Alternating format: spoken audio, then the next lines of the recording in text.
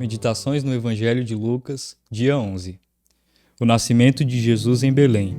Lucas 2, de 1 a 7. Nessa passagem, temos a história de um nascimento, o nascimento do Filho encarnado de Deus, do Senhor Jesus Cristo. O nascimento de cada criança é um evento maravilhoso. Traz à existência uma alma que jamais morrerá. Mas, desde que há mundo, jamais houve um nascimento tão maravilhoso quanto o de Jesus. Esse nascimento foi, em si mesmo, um milagre.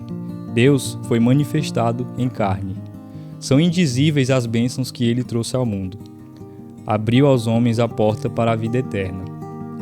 Ao lermos esses versículos, devemos notar, inicialmente, a época em que Jesus nasceu. Foi quando César Augusto, o primeiro imperador romano, publicou um decreto convocando toda a população do império para recensear-se. Nesse simples fato, sobressai a sabedoria de Deus. O cetro estava praticamente apartando-se de Judá. Os judeus estavam sob o domínio de um poder estrangeiro que estava começando a reinar sobre eles. Já não tinham mais um governo próprio e independente. A plenitude do tempo chegara para que o Messias aparecesse. César Augusto fez o recenseamento no império e, subitamente, nasce Jesus. A época era propícia à introdução do Evangelho. Todo mundo civilizado estava sendo governado por um mesmo rei.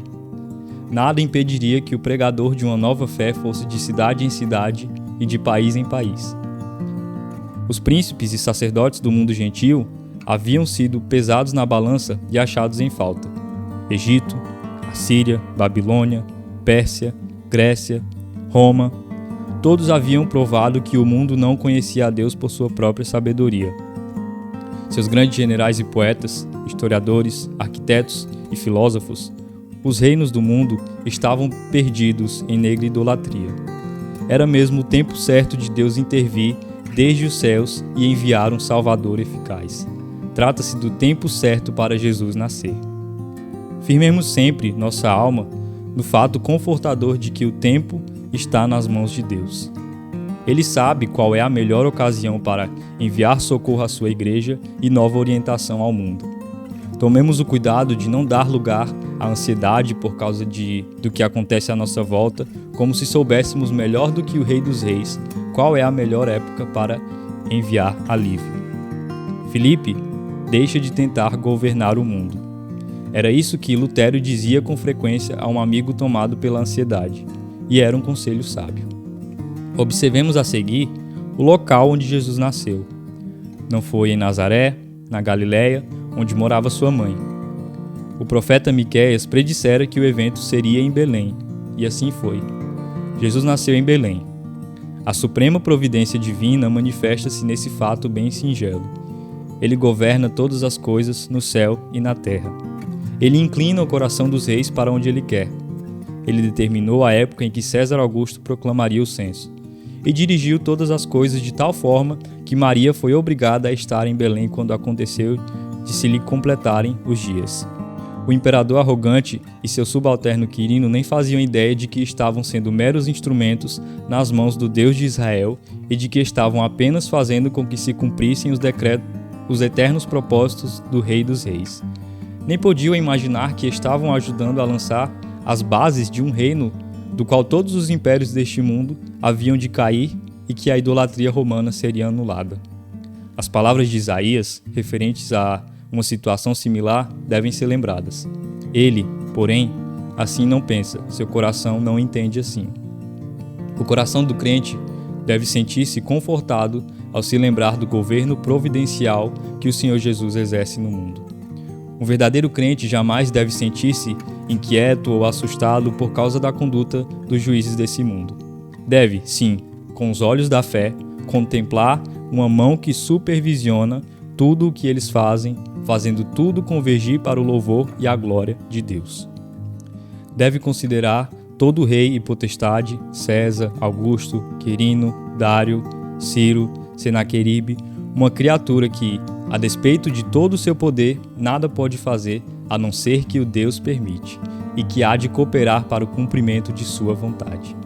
E, quando os poderosos deste mundo puserem-se contra o Senhor, o crente deve confortar-se com estas palavras de Salomão: O que está alto tem acima de si outro mais alto. Por fim, observemos a circunstância em que Jesus nasceu.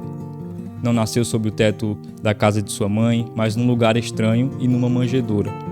Quando ele nasceu, não foi colocado em um berço cuidadosamente preparado. Maria o deitou numa manjedoura, porque não havia ali lugar para eles na hospedaria. Aqui vemos a graça e a condescendência de Jesus.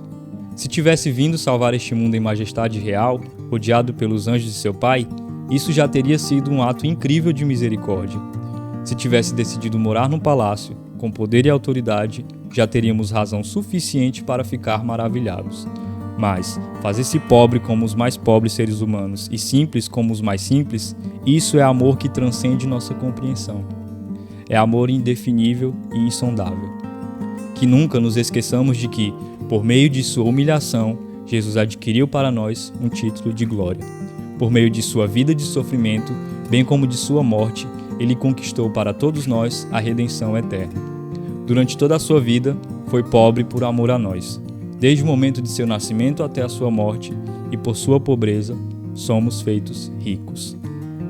Estejamos atentos, não desprezando os pobres por causa de sua pobreza.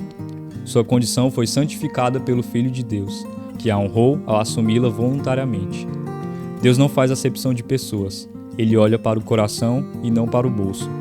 Que nunca nos envergonhemos de nossa pobreza, se Deus a considera a coisa certa para nós. Ser ímpio e ganancioso é mal, mas não há mal algum em ser pobre. Uma casa simples, uma comida simples e uma cama dura não são agradáveis à carne e ao sangue, mas são a porção que o Senhor Jesus voluntariamente aceitou desde os dias de sua entrada neste mundo. A riqueza leva muito mais almas ao inferno do que a pobreza. Quando o amor ao dinheiro começar a se manifestar em nós, pensemos na manjedoura de Belém e naquele que nela foi posto. Tal pensamento poderá livrar-nos de muitos males. Que Deus abençoe e até o próximo episódio.